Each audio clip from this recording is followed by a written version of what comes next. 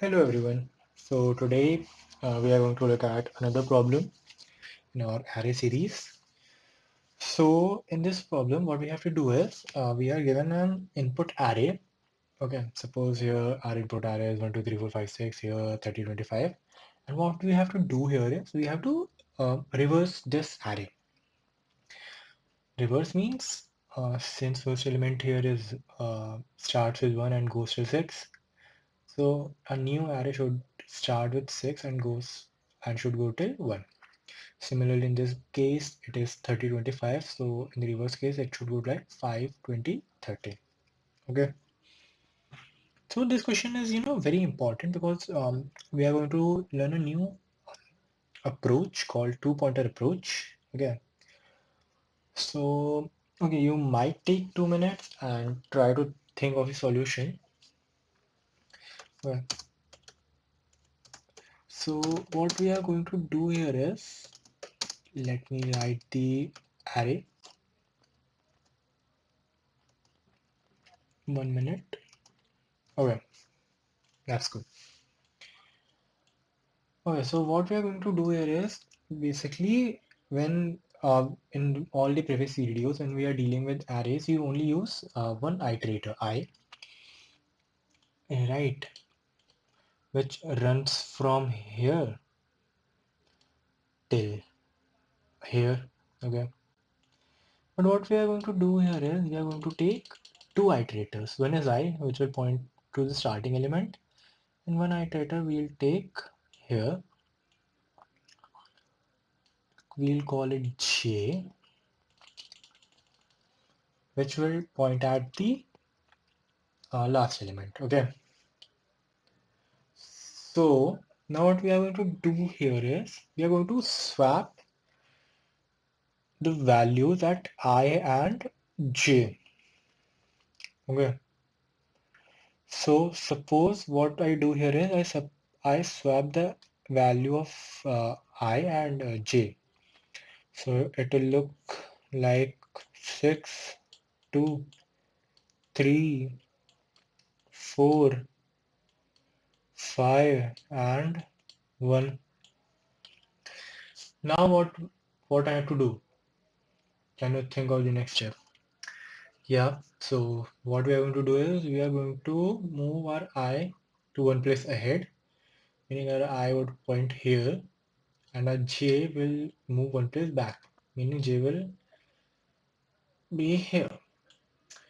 So new array would be, if we swap I and J, it will look something like 6, 5, 3,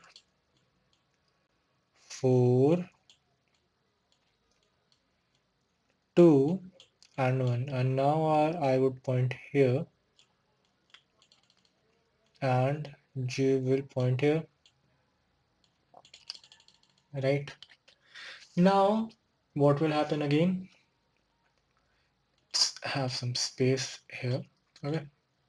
We'll again swap I and j. 6, 5, 4, 3, 2, 1. Cool. And now our j points here and our I points here. Right. Now, as you can see, our array is reversed. Okay. So just by mere observation, you can tell like what would be the end of this loop of swapping elements at ith position, jth position, and moving I one place ahead and j one minus. So till how long this process will go? Till until I becomes more than j. Okay. So this condition for this loop would be that as long as I is smaller than j, this whole loop will run multiple times. And as soon as I gets ahead of j, then that would be the end of this loop. That means our array has been reversed and we'll come out of the loop. Okay. You can take example of this as well. Suppose our I is here and our J is here. We'll swap. So what happens? It becomes 5, 20, 30. Now both I and J points here, right? So you can also say that until as long as I is less than J, a loop would run, right? If I becomes equal to J, this loop would break. You see, swapping 20 by 20 doesn't mean anything. So only this part would remain correct. Okay.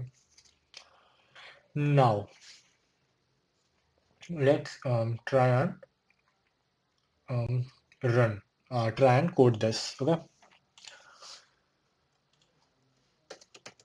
Let's have a header file here.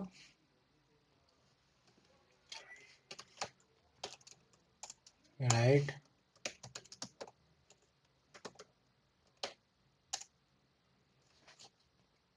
1 minute. My bad. Yeah.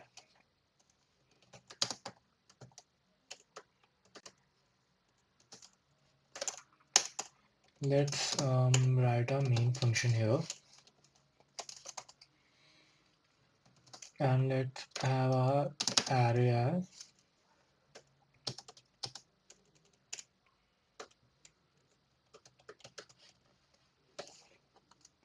okay. Let's write as before reversal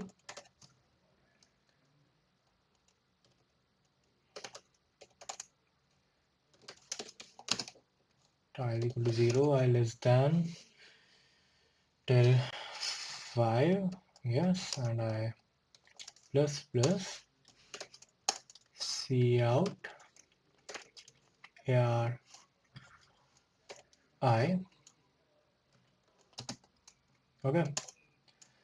Next, we'll write a reverse function where we have array and 5 as a size, and here we'll write cout after reversal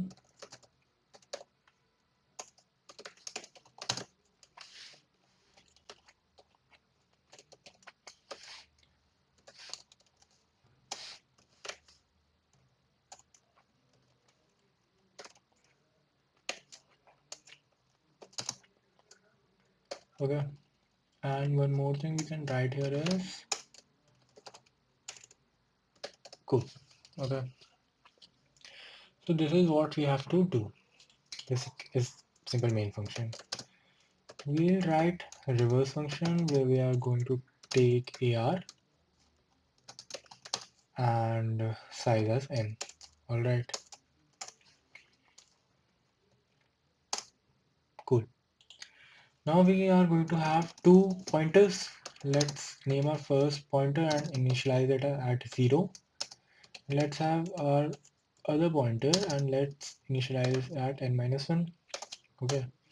What I'm going to do is, what did I tell you? This loop would run as long as our first pointer is less than the second pointer. So while low is less than high, our loop is going to work.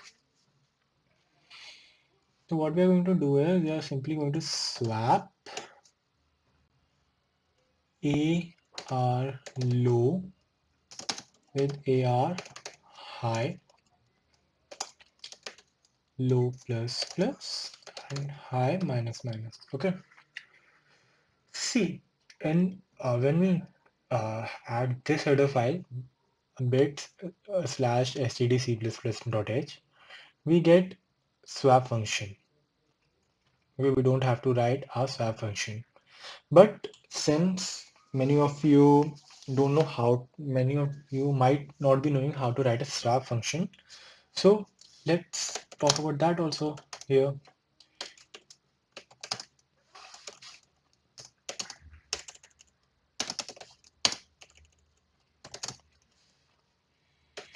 Okay, ampersand sign, this ampersand sign which we are using here is, it means we are having pass by value. Okay, see what happens is, if I simply write int a and int b, it is passed by reference. That means we'll create two more new variables in our another function.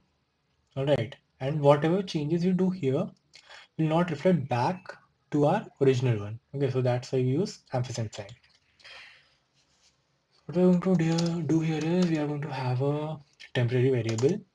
In that temporary variable, we are going to store a. In a, we are going to store value of b, and b will get value of temp, which is having the value of a. All right, this is how this works. Okay, and what else? Okay, we have written the swap function. We have written the reverse function where we have used two pointers, low and high. All right, we talked while low is less than high. We did our operation of swapping and increasing low by 1 and decreasing high by 1. And we have written our main function. So yeah, this code is completed. Let's try and run it.